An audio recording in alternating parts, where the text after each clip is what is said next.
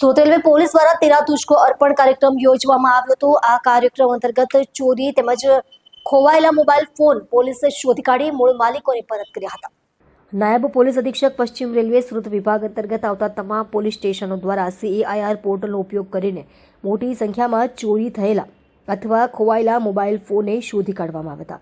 આ સફળતા બાદ પીડિત લોકોને તેમના મોબાઈલ પરત સોંપવા માટે 13 તુષ્કો અર્પણ કાર્યક્રમનું આયોજન કરવામાં આવ્યું હતું। આ કાર્યક્રમ નાયબ પોલીસ અધિક્ષકની કચેરી GRP પોલીસ લાઇન પોદાર આર્કેડની બાજુમાં વરાછા સુરત ખાતે યોજાયો હતો, જેમાં વિવિધ પોલીસ સ્ટેશનો દ્વારા મોટી સંખ્યામાં મોબાઈલ ફોન તેમના મૂળ માલિકોને પરત કરવામાં આવ્યા હતા। આ પ્રસંગે ઉપસ્થિત પોલીસ અધિકારીઓએ જણાવ્યું હતું કે CAIR પોર્ટલ એ કેન્દ્ર સરકારની એક અતિ અસરકારક યોજના છે, જેના દ્વારા ચોરી ગયેલા કે ખોવાયેલા મોબાઈલની IMEI નંબરના આધારે ટ્રેકિંગ કરી શકાય છે।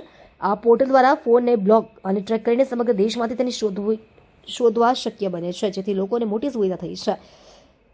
પોતાનો ખોવાયેલો મોબાઈલ પરત મેળવીને લાભાર્થીઓમાં ખુશીનો માહોલ જોવા મળ્યો હતો। તેમણે પોલીસ વિભાગની આ મહેનતને ઝડપી કાર્યવાહી બદલ આભાર માન્યો હતો।